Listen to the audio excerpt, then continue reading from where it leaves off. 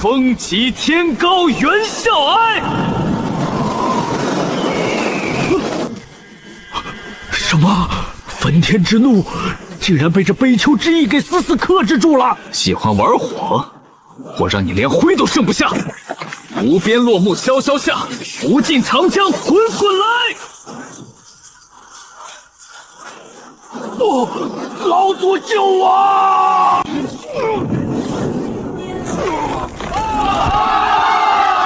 好，打得漂亮！不愧是王家大少，那句虎威震山林简直绝了！无聊。小姐息怒，这青城毕竟是小地方，能入你眼的才俊自然不多。哼，若不是父亲非要搞什么比武招亲，本小姐才不屑坐在这里。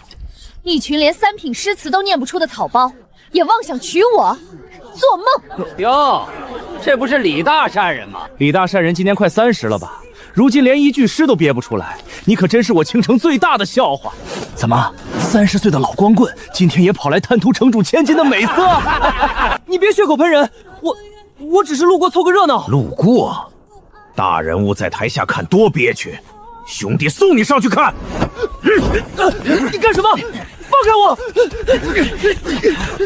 还有哪位才君愿上台指教？若再无人挑战，今日这比武招亲的胜者便是王公子了。有挑战者！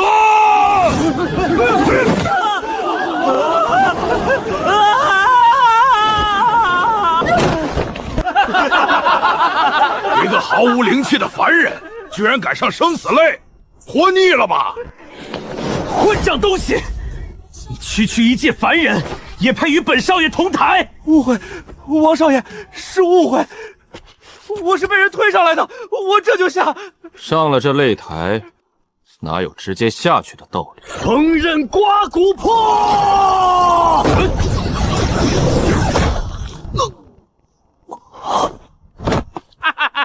真废物！这废物果然连半招都接不住。把他拖下去。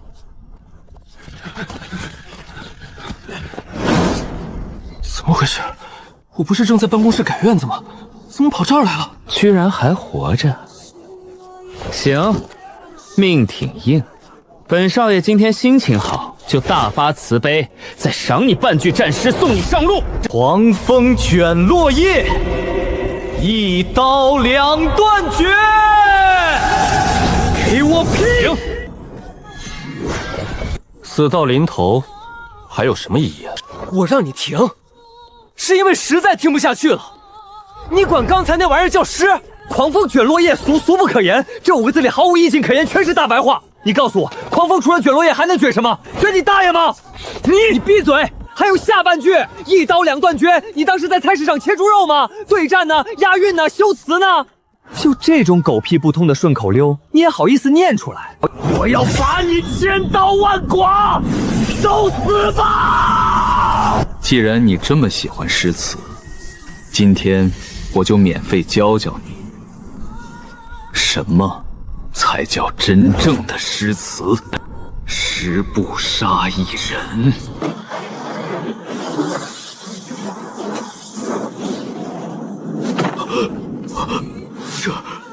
这是什么威压？千里不留行。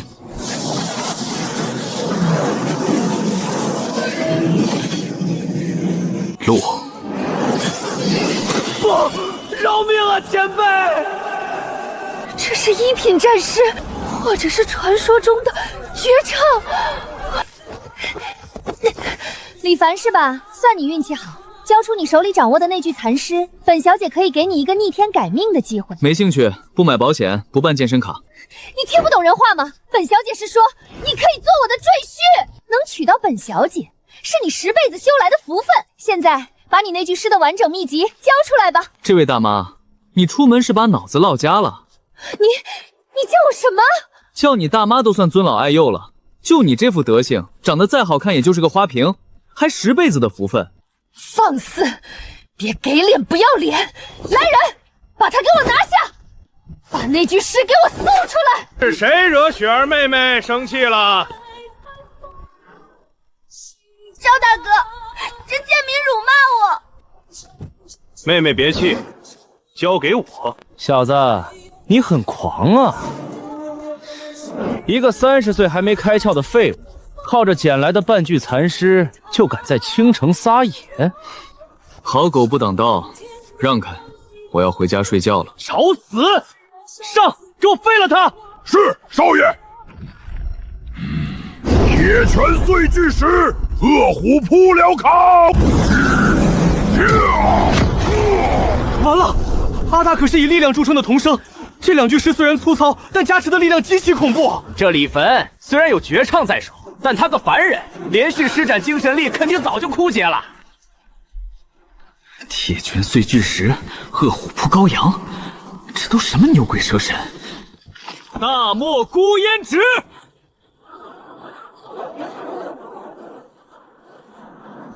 长河落日圆。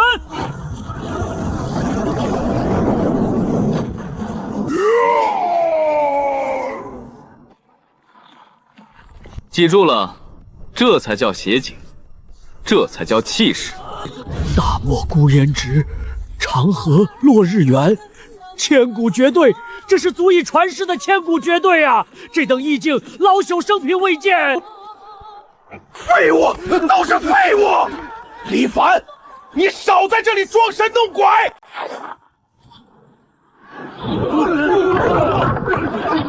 本少承认，你手里的存货不错，但诗词再好，你也不过是个没有灵力支撑的凡人肉体。刚才那2下，已经把你的精神力抽尽了吧？我看你现在连站着都费劲，被我说中了吧？今天本少就让你见识一下，什么叫真正的天才！雷霆万钧破苍穹，狂风怒号卷蛟龙。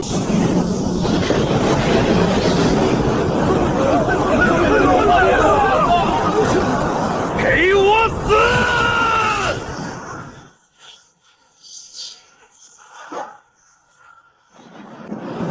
结束了。雷霆万钧，配狂风怒号。词汇量匮乏，就去多翻翻词典，强行押韵最为致命。老师没教过你，小孩子不要玩电吗？九州生气，势风雷。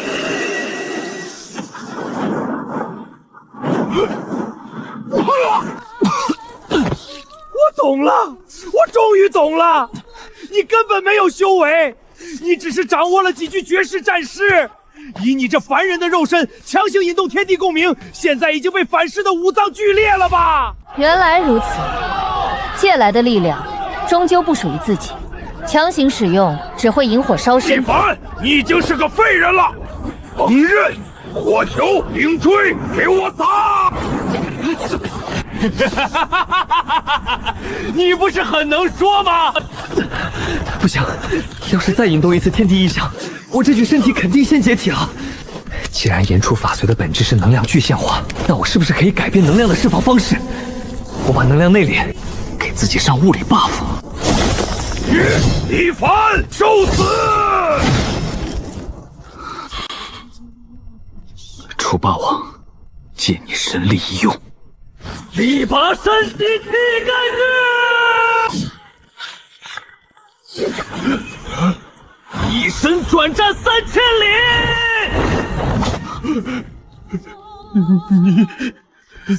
我什么我？上课不专心，活该挨揍！一剑曾当100万师。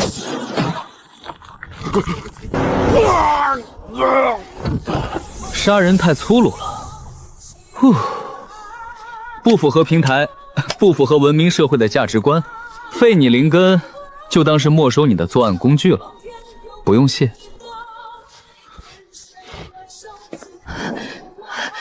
李公子，请留步。雪儿愿下嫁与公子，结为道侣。城主府的一切资源，公子皆可取用。不知公子不是，大姐，我刚才说的话，你是用脚后跟听的吗？娶你，我怕折寿。李凡，你不要敬酒不吃吃罚酒。我城主府底蕴深厚，我父亲更是举人境的大儒，你就算实力古怪，难道还能对抗整个倾城？拿你爹压我？是谁废了我二灵根？半步大路径是赵无极。打了小的来老的，套路真没出息。小子，拿命来！大风起兮云飞扬。堂堂赵家家主欺负一个没有修为的年轻人，还要不要脸了？大儒之上，你是半圣。小子，你刚才那几句诗有点意思。意境之高，老夫生平仅见。我看你骨骼清奇，虽无灵根，却能引动天地共鸣，是个修师道的好苗子。老夫破个例，收你做关门弟子，保你在这师道大路横着走。收我为徒？老夫知道，你区区一个凡人，听到半圣的名后，难免会心惊肉颤。放心。老夫不嫌弃你，只要你……等等，打住！既然是双向选择，那咱们就得走个面试流程。你想当我的老师，可以，我先考考你。你要考老夫？哈哈哈哈哈！有意思，真有意思！老夫纵横天下几十年，还第一次有人敢考我的诗词底蕴。说吧，你想考什么绝句？不考绝句。考基本功，听好了，请背诵全文《滕王阁序》。滕？什么阁？什么序？这是何方大能留下的战诗？老夫为何从未听过？没听过？行，换一个，背一下《春江花月夜》，这个总该会吧？春江压什么糖？这都不会？那《将进酒》呢？离骚呢？赤壁赋你总能背出2句吧？你说的这些，老夫闻所未闻。这世间哪有这些古怪的名字？一问三不知，酒漏鱼。就你这点可怜的文化底蕴，也敢大言不惭地收我为徒？老头，不是我狂，就你脑子里那点存练，还想教我？赶紧回去多翻翻字典吧。放肆！李凡，你敢对前辈如此无礼，简直是找死！前辈息怒，这废物就是个失心疯，雪儿这就叫人将他拿下，任凭前辈处置。你闭嘴！大人说话，小丫头插什么嘴？你举手了吗？少子，你刚才说的那些，当真是存在的诗词？废话，要不然我现编啊！行了，咱们就别互相耽误了，下课。你站住！杀了我儿，你还想走？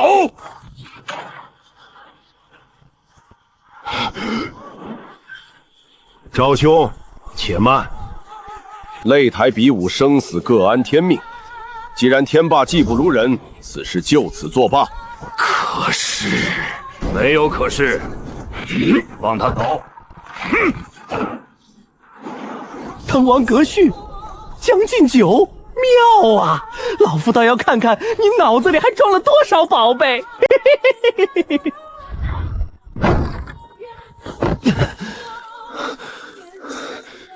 装逼一时爽，转身火葬场啊！刚才赵无极要是真的拍下来，我连半句诗都念不出来了。必须得系统化的总结一下了。首先是这个世界的设定，这个世界的法则，认可诗词的意境。诗词就是代码，天地灵气就是服务器。问题在于，原主这具身体是个没有权限的黑客。我强行输入代码，服务器虽然响应了，但我的硬件承受不住庞大的数据流反噬。在身体素质提升到一定境界之前，绝对不能再轻易使用将进酒、侠客行这种毁天灭地的法术，否则敌人没死，我先自爆了。其次，战斗逻辑，既然外放法术容易伤己，那就改走物理流，利用垓下阁的力拔山兮气盖世，或者辛弃疾的金戈铁马，气吞万里如虎，将灵气内敛于体表，强化肌肉组织、骨骼密度和神经反射。别人修仙靠吐纳，我修仙靠给自己贴标签。结论2：战术核心高防高敏，近战平 A， 辅助低耗蓝的绝句作为控制和补刀。理论有了，接下来就是实践。这里可是玄幻世界，不会飞还修什么仙？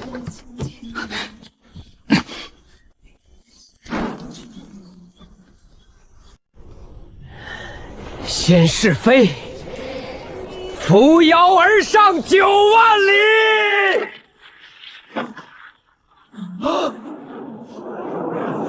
我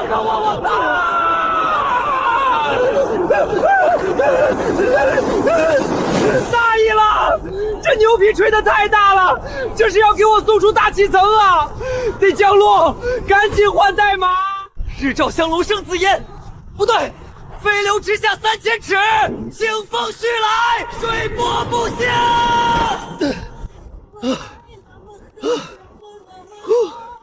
活下来了，这就对了嘛！御剑乘风来，除魔天地间，哇，太爽了！接下来测测破坏力，飞流直下3000尺，一世银河落9天。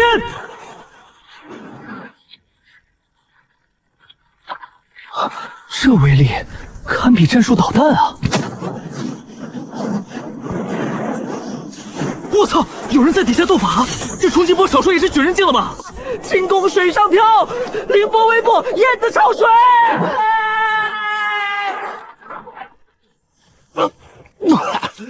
呸！本来无一物，何处惹尘埃？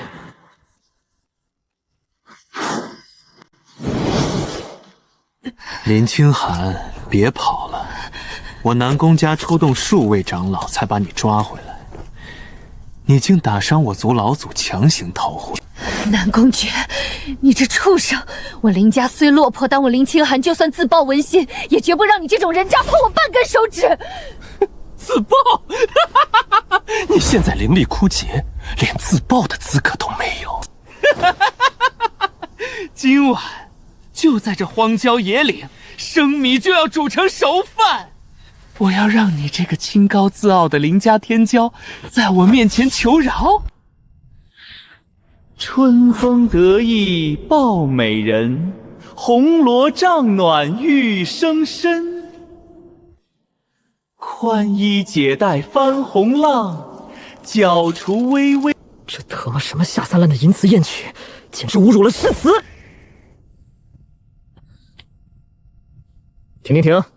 放开那个女孩！你是什么东西？快跑！他是南宫家少主，半步举人，你一个凡人来凑什么热闹？快走！跑！既然看到了本少的好事，今天谁也别想走。一个不知死活的凡人蝼蚁，也敢管我南宫诀的闲事？我问你话呢？春风得意抱美人，红罗帐暖玉生温，这破词儿谁教你的？你敢教训我？本少这首《春宵吟》乃是南宫家花重金从一位风流才子那里求来的双修战诗，这等意境，岂是你这种泥腿子能懂的？双修战诗，风流才子，完了，没救了。平仄不调，风是平声，得是入声，这叫什么？这叫傲居。读起来像嘴里含了块热豆腐，烫嘴。第二，意象低俗。好好的红罗帐，非要配个玉生温，用词之油腻，简直比地沟油还糊嗓子。你胡说八道什么？我胡说？今天我就让你见识一下什么叫真正的咏物，什么叫真正的意境。蝼蚁，给我死！黑虎掏心碎筋肝，狂风落叶命归天。小心！10年磨一剑。怎么回事？我的灵力被切断了！双刃未曾试。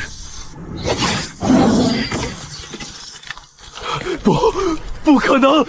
这到底是什么级别的事？这是看好了，这才叫战士。今日把弑君，谁有不平事？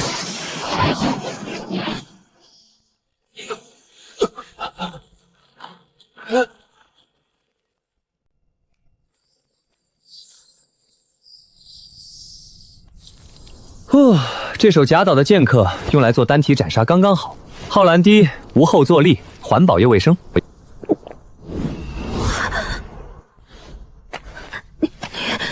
你到底是谁？我叫李凡，一个普普通通的语文老师。你伤得很重啊，灵根受损，纹心震荡，再不止血，你大概率要领盒饭了。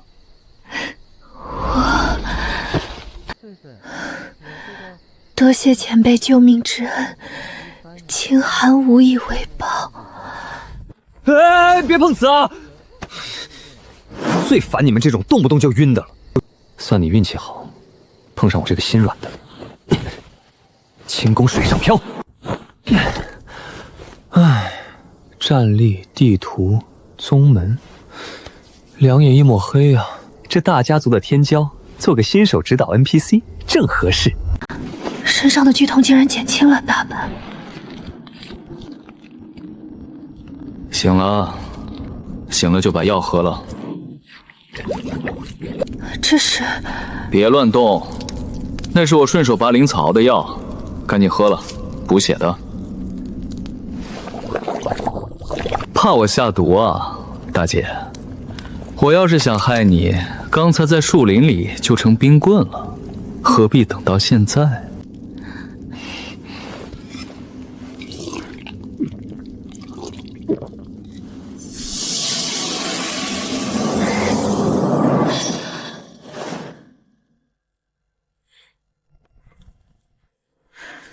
多谢前辈救命和赐药之恩。停，别一口一个前辈。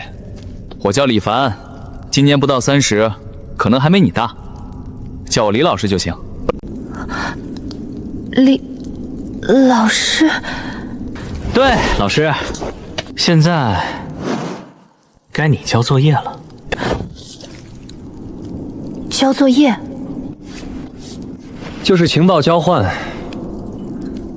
我救了你的命，作为报答，你得回答我几个问题。李老师，请问，清寒必定知无不言。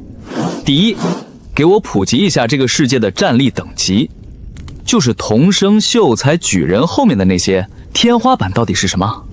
世道大陆境界分为童生、秀才、举人、进士、大儒、半圣、文圣。童生可引气入体，秀才可灵气外放凝聚法术，到了举人境，便可沟通一方天地，借用天地大势。大儒则能言出法随，一言断人生死。至于半圣，已经触及法则边缘，整个大陆明面上的半圣不超过一手之数，而文圣，那是传说中的境界，已经数千年未曾出现过了。传闻文圣一怒可伏尸100万，一尸可造化万物。大儒能言出法随，那我今天杀那个王天骄的时候，好像也触发了天地共鸣。难道我现在相当于大儒的攻击力？攻击力堪比半圣，但身板脆得像张纸，典型的玻璃大炮啊。第二个问题，既然修炼靠念诗，那诗词是从哪里来的？天地初开，大道显化为无数原始诗简散没世间，后人通过参悟这些诗简，或者观摩天地异象，偶然能创出新的战诗，但创作极难，一首一品战诗往往需要大儒耗费毕生心血才能写出，而传世的绝唱更是可遇不可求，所以高级诗词都被各大世家和圣贤书院垄断，普通人根本接触不到。创作极难，被世家垄断。最后，第3个问题，你接下来打算去哪儿？青城已经装不下你了，你需要去更高级的地方提升肉身，彻底解决你那开大招会炸馆的致命弱点。南宫爵死了，他们绝对会发疯一样找我，跟着我，你会有无尽的麻烦。麻烦？有麻烦好啊！老师，我平生最喜欢干的事，就是专治各种不服。你带路。不管什么释迦老祖，还是什么书院大儒，他们要是敢来讲理，我就教他们做人；他们要是敢来动手，那我就教他们重新投胎。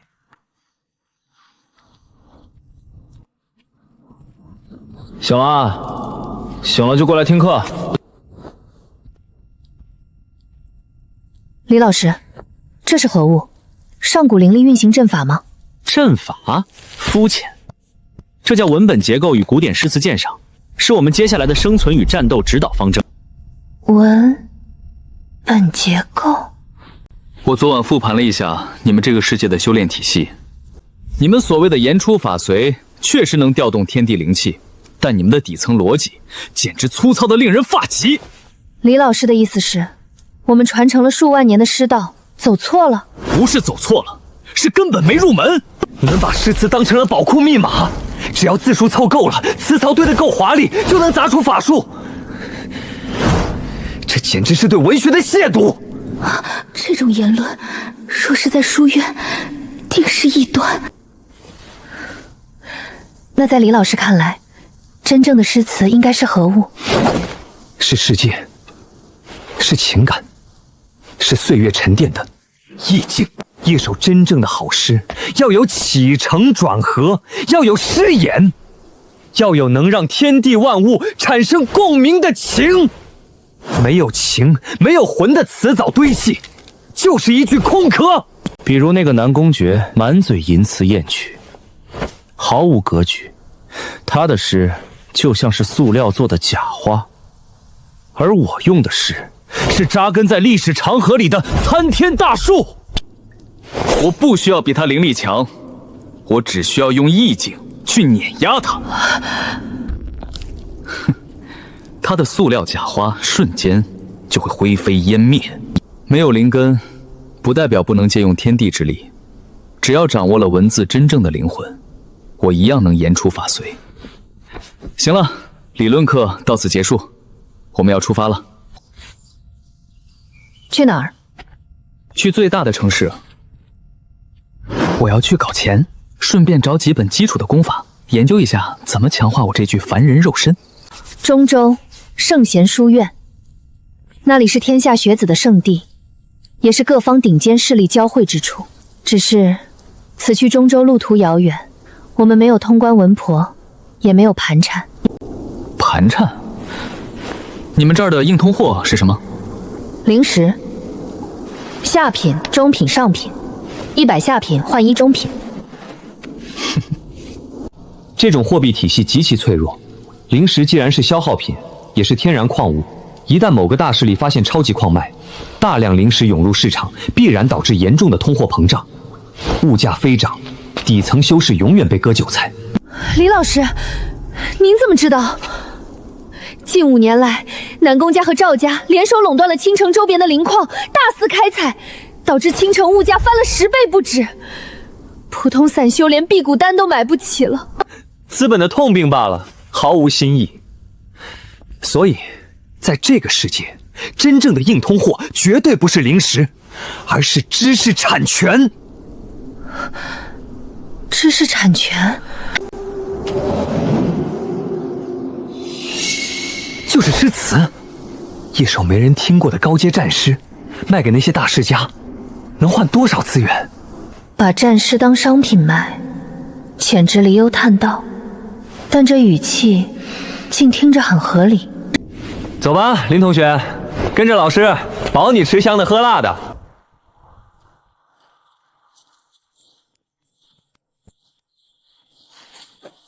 清寒，您的未婚夫死了，南宫家会怎么反应？南宫家睚眦必报，南宫觉得命牌一碎，家族定会立刻派高层追杀。而且，他们家族有一门极其诡异的追踪秘术，名为寻系犬，哪怕隔着100里，也能闻到残留的灵力波动。这么说，他们现在应该已经追上来了。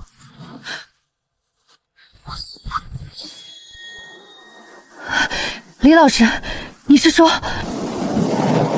不愧是能杀我南宫家少主的狂徒！南宫家三长老，南宫烈，李老师小心，他是真正的举人境中期，其实力比南宫诀强出10倍不止。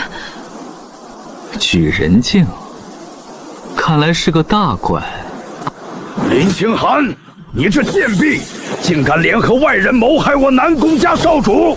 今日老夫定要重重惩罚于你，更要严惩这狂徒，以此告慰绝儿的在天之灵。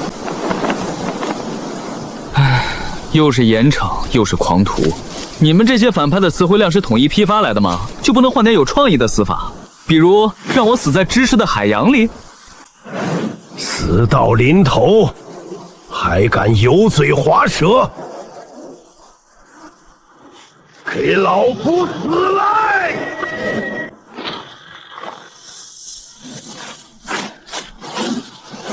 赤野焚天火莲营，九幽殿狱化灰烬。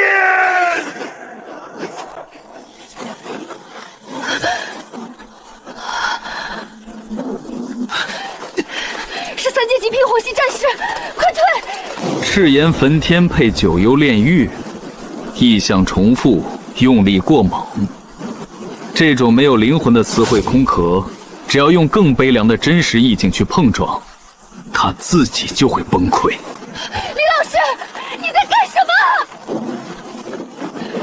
不急，清寒，看好了，今天老师教你应用第2课。文本解戒。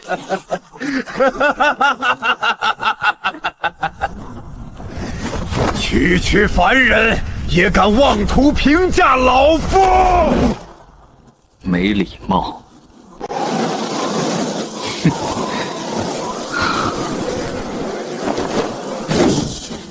风急天高猿啸哀。凡师举于皇本如愿，城门。什么？焚天之怒竟然被这悲秋之意给死死克制住了！主清杀白，鸟发灰。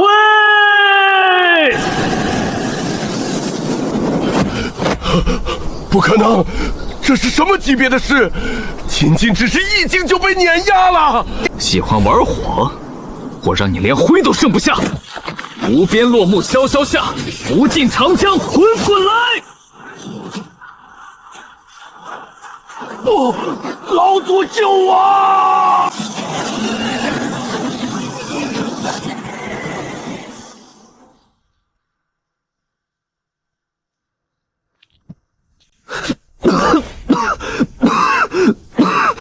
李老师，你没事吧？没事，情绪波动有点大，下次不能这么玩了。这种千古悲歌太费神了，得赶紧去中州找点能强化肉身的基础功法练练，不然真成玻璃大炮了。愣着干什么？去摸尸啊！摸尸？废话，虽然人化成灰了，但储物袋、灵石什么的，总该有特殊材质留下来吧？我们去中州不要路费的吗？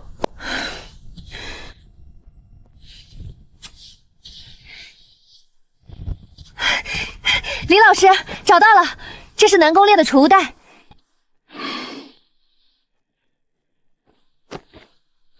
怎么打开？南宫烈已死，神识印记消散了，我来吧。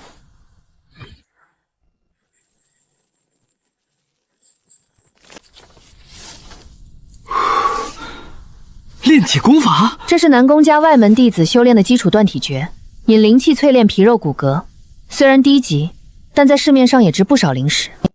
基础的好，基础的才好打地基。行了，资金和装备都有了。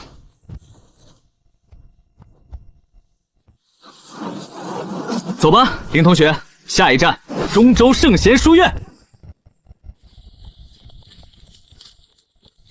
这都写的什么狗屁不通的东西？李老师，可是这功法残缺了。不是残缺，是作者的语文绝对没及格。你看这句，太阴和阳明是经络名词吧？他用一个副龟，动线完全是断的。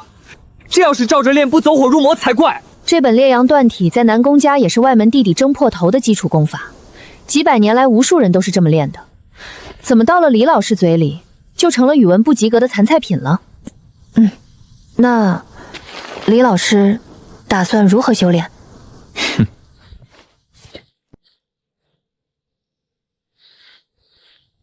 不看他这些故弄玄虚的行功路线，抛开现象看本质，这本功法的核心逻辑就是用火属性或阳刚的意境来刺激细胞，刺激血肉，达到强化皮膜骨骼的目的。正是如此，但您没有灵根，如何引动天地间的阳焰之气入体呢？很简单，我自己造一个烈阳。日照香菱生紫烟。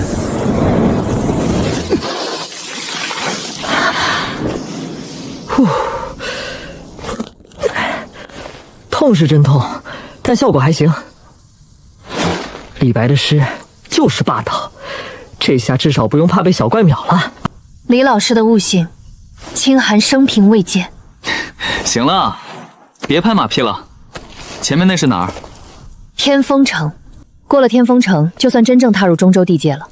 此城是中州南部的门户，极为繁华，很多前往圣言书院求学的学子都会在此地歇脚交易。繁华好啊，繁华就意味着市场大。我们现在手里有多少钱？南宫烈那里搜刮来的，加上我之前剩下的一些，一共是480块项下品灵石，12块中品灵石。这点钱，在天风城能买什么？李老师。中州物价极高，天风城由于学子聚集，更是寸土寸金。一顿好点的灵膳，大约需要50块下品灵石。若是想在城内客栈住一晚，最差的柴房也要2块中品灵石。抢劫啊！按照这个购买力计算，青城周围的灵矿滥采果然导致了严重的通货膨胀，灵石的实际购买力被大幅度稀释了。我们这点钱，在中州连半个月都活不下去。是啊，所以很多寒门学子在中州只能露宿街头。那不行，我可是个要面子的人，怎么能睡大街？走，进城，老师带你去割中州的第一茬韭菜。好，钱少爷这句诗真是气吞山河啊！那是自然，本少为了写出这首《猛虎下山》，可是闭关了足足3天。吴掌柜，你给估个价吧，这首诗够不够换一张圣贤书院的旁听帖？猛虎下山一声吼，吓得百兽皆低头，张开血盆大口咬，骨头渣子都不留。妙，太妙了！钱少爷这首诗通俗易懂，杀气腾腾，尤其这最后一句骨头渣子都不留，将猛虎的凶残刻画得入木3分。凭个3品战诗换帖没问题。钱少爷威武，第一才子。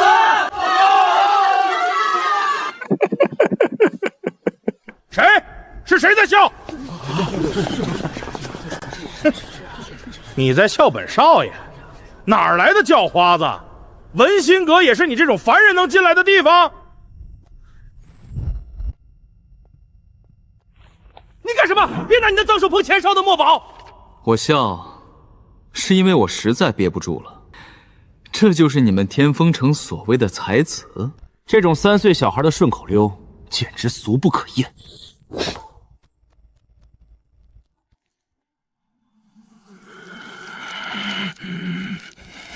放肆！来人，把他扔出去！慢着！好，很好。本少爷长这么大，还是第一次有人敢说我的诗是垃圾。你是个凡人，本少爷不欺负你。你既然把我的诗贬得一文不值，那你今天要是写不出一首比我好的诗，我就把你舌头拔下来，让你这辈子都开不了口。这小子死定了！一个凡人懂什么意境？想跟我斗诗，可以，但我赢了，你付什么代价？你想要什么代价？本少爷最不缺的就是钱。好，我要你所有的钱和那张旁听帖。好，本少答应你。你若输了，留下舌头，这小娘子也得归我。吴掌柜，准备笔墨。不用了，你的虎只是一只被关在笼子里狂吠的野狗，毫无气象。今天，在这肃杀的深秋，老师就教教你什么叫真正的杀尽百花。待到秋来9月8，我花开后，百花杀，冲天香阵透长安，满城尽带黄金甲。绝唱，这是传世的绝唱啊！老朽有生之年竟能听到此等霸绝天下的帝王之事，死而无憾，死而无憾啊！钱少爷，承让了。按照约定，你身上的钱，还有那张旁听帖，归我了。大人，小人有眼不识泰山。拿来吧你！哼，林同学，收账。这位大人，请留步。大人，您这首咏菊不知可否卖与我文心阁，价格随便您开，只要您肯将这首诗的署名权。署名权，想都别想。听好了，这首诗我不卖断，但我可以开放授权使用。谁想在战斗中使用这首诗的意境，必须跟我签订契约，按次收费，每次使用缴纳50块中品灵石的版权费。如果有哪个世家想垄断这首诗，可以拍卖，价高者得独家再成权，每年还要给我分成。大人，您刚才说的独家代理究竟是为何意？怎么，没听过知识付费啊？我问你，一首传世绝唱，如果我直接卖给你，你能出多少钱？倾尽文心阁所有底蕴，外加天风城3条街的商铺，大约10万中品灵石。10万？打发叫花子呢？这种绝唱，一旦我卖断给你，你转手就能把它当成你们文心阁的镇阁之宝，世世代代传下去。你们文心阁能靠这首诗招揽多少绝世天才，能换取多少政治资源，那是10万灵石能衡量的吗？所以，一次性买卖，那是傻子才干的事儿。如今我将这首咏菊的意境拆分成100份独家代理权，每人每年缴纳500中品灵石，签订天地契约，可在战斗中借用此诗意境，但威力只有原版的1/10。威力1/10，那有什么用？你懂个屁！这可是绝唱的1/10。刚才钱少爷那首破打油诗，在我的诗面前连个屁都不是。这1/10的意境，足够你们这群半吊子在战斗中横着走了。至于这独家换礼权，起拍价5万灵石，我出6万。是天风城城主沈啸天！天哪，连城主大人都被惊动了。这位先生，鄙人沈啸天，刚才的金菊意象，必中心服口服。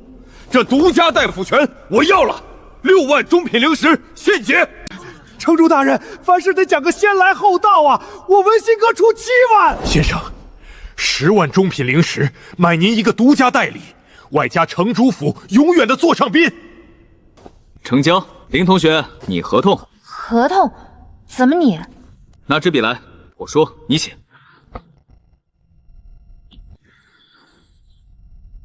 先生，10万中品灵石全在里面了。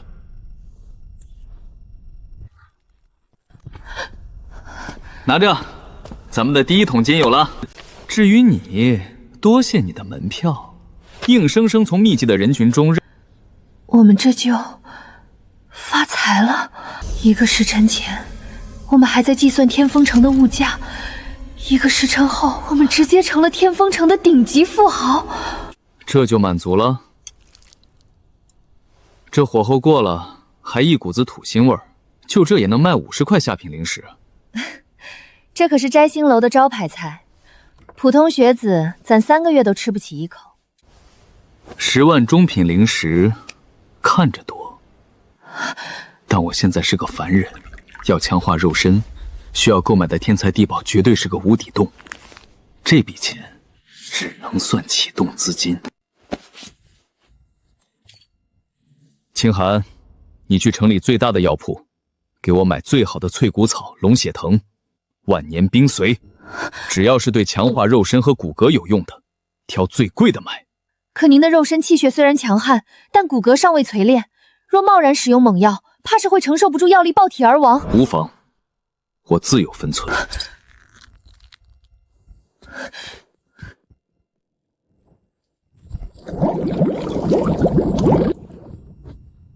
来吧，看看修仙界的药域有多猛。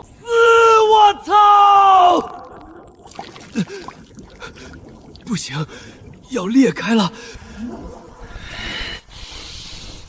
给我镇压！咬定青山不放松，立根源在破岩中，千磨万击还渐进，人而东西南北方。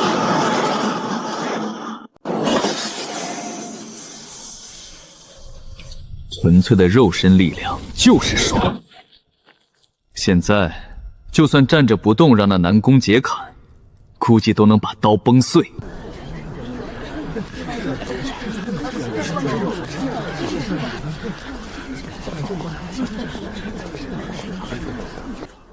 可有推荐信？旁听帖，我当是哪家公子，原来是个走后门的。听着，旁听帖没有资格走正门传送阵，去那边的偏门，然后去领一把扫帚，少在这里碍眼。走偏门？怎么，你不服气？我乃圣贤书院外院学长宋书，我刚才做了一首登高楼，意境已达3品。你一个凡人旁听生，连给我研墨都不配。哦，登高楼，念来听听，让我这个旁听生见识见识。书院高楼100丈长，手可摘星放毫光。凡人莫要来攀附，只能低头看我狂。如何？你一个凡人想干什么？这里可是书院的场子。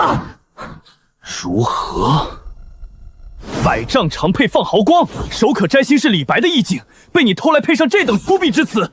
而你管这叫登高？今天我就教教你，什么才叫真正的登高绝顶。戴宗夫如何？齐鲁青未了。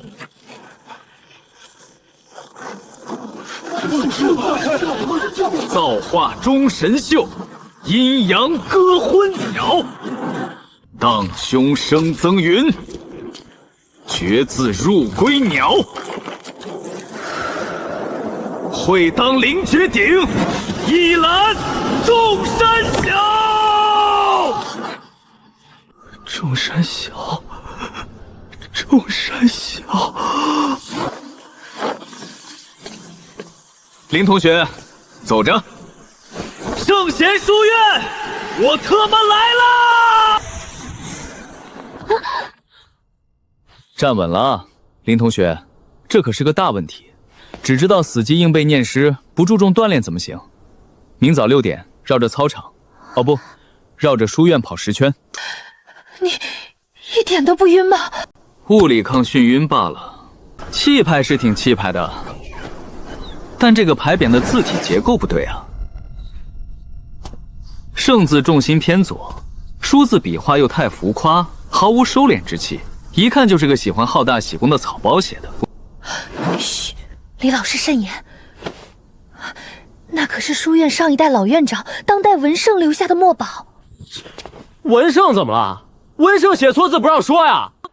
大胆狂徒，竟敢侮辱老院长墨宝！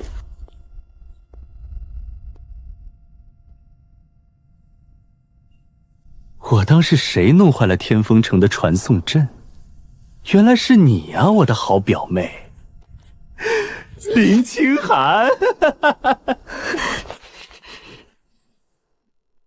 林轩，林同学，熟人啊。李老师，他是我大伯儿子林轩，他为了拿到内院的推荐名额，勾结南宫家，在茶里下药，强行将我绑上了花轿。哦，家族宅斗，出卖亲戚换保送名额，好俗套的剧本啊！表妹，话别说的这么难听，家族生你养你，让你嫁给南宫大少联姻是你的福气，可你呢？不仅逃婚，还害死了南宫爵。如今南宫家老祖震怒，已经对我林家下达了追杀令。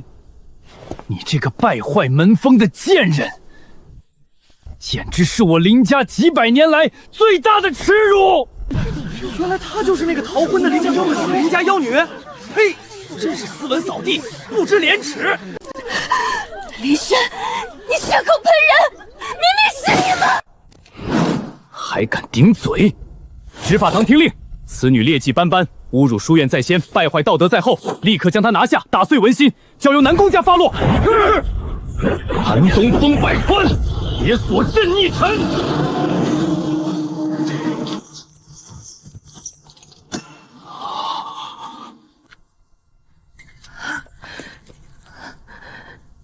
林同学，你太让我失望了。李老师，别人骂你你就受着，还能企图写？他想用流言蜚语毁了你的心境，用道德绑架摧毁你的骄傲。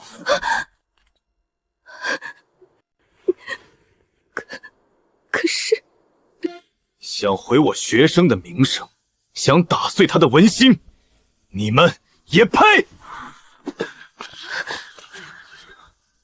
林清寒，给我抬头看着，一字一句给我大声的喊出来！千锤万凿出深山，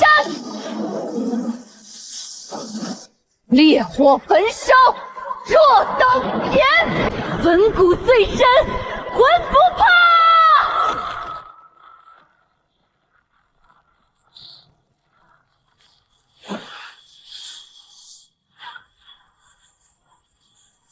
要留清白在人间。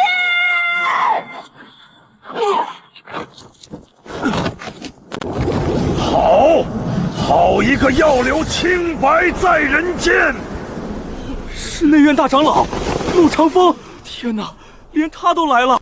孩子，此等争傲千古的绝唱，竟是出自你口。回大长老，此诗并非学生所作，这是我老师教我的。李老师没有灵力，一个凡人。先生可是隐士高人，老朽愿以副院长之位，请您传道。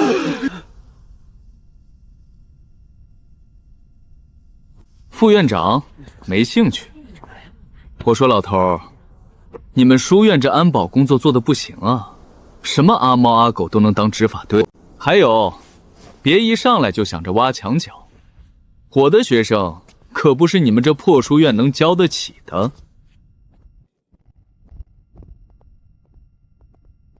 走了，林同学。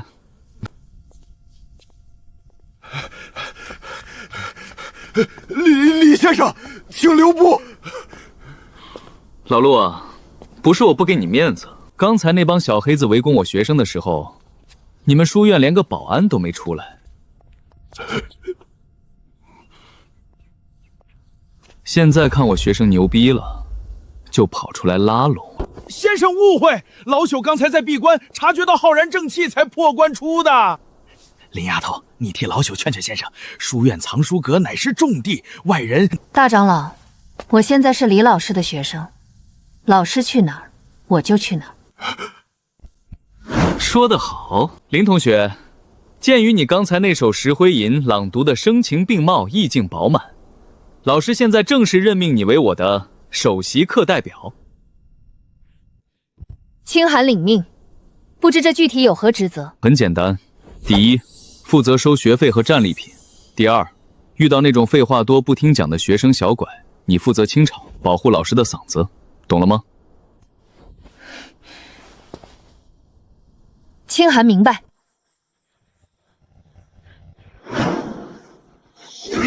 站住！藏书阁禁地，吴院长手令，任何人不得入内。凡人，哼！陆长老，您怎么把一个毫无修为的凡人和一个邻家叛逆带到这里来了？这位先生他……老陆，退下。你们书院的人就是废话多。林课代表，清场。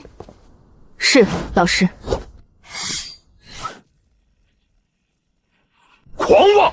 区区一个刚突破的主人，也敢在我们2位技师面前拔剑，今日就废了你的文心！双方并峙压沧海，千军重担镇妖魔。12品合击，李丫头扛不住的。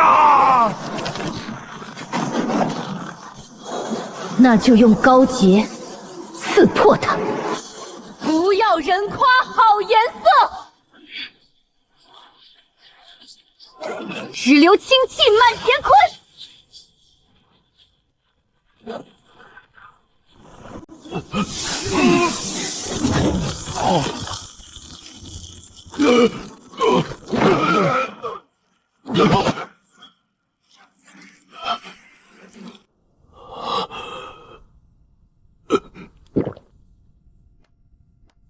干得不错，清寒受教，多谢老师指点。越珍贵的东西放得越高，这是游戏常识。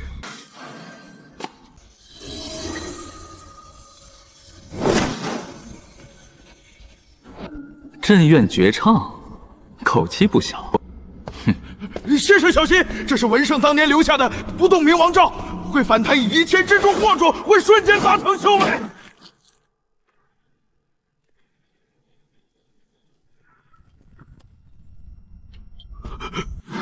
物理破阵。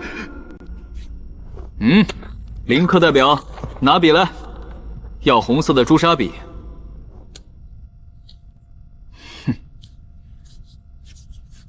天地有神禽，其名为大鹏。一飞冲云霄，双翅盖天空。利爪撕蛟龙，啼鸣震九重。这他妈写的是个什么玩意儿？双翅盖天空，啼鸣震九重，这叫诗？这分明是小学生的看图写画。形容大，就只会用盖天空这种干瘪的词，毫无想象力，毫无文学张力。放肆！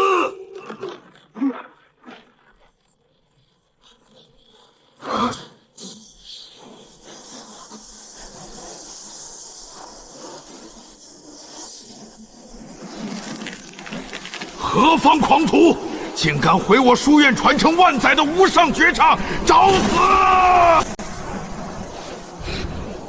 狗屁不通的垃圾，你也敢把它当成镇院之宝？不仅误人子弟，你简直是在侮辱大鹏鸟！庶子狂妄！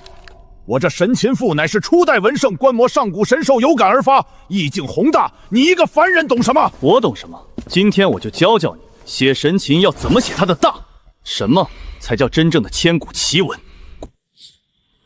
北冥有鱼，其名为鲲。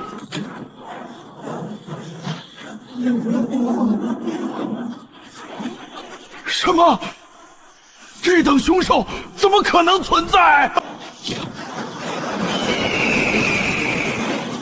化而为鸟，其名为鹏。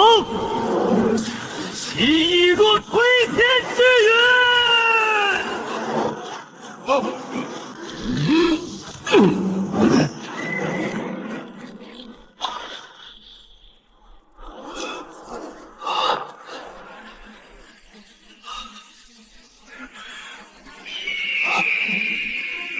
这才是真正的神禽，这才是真正的文章。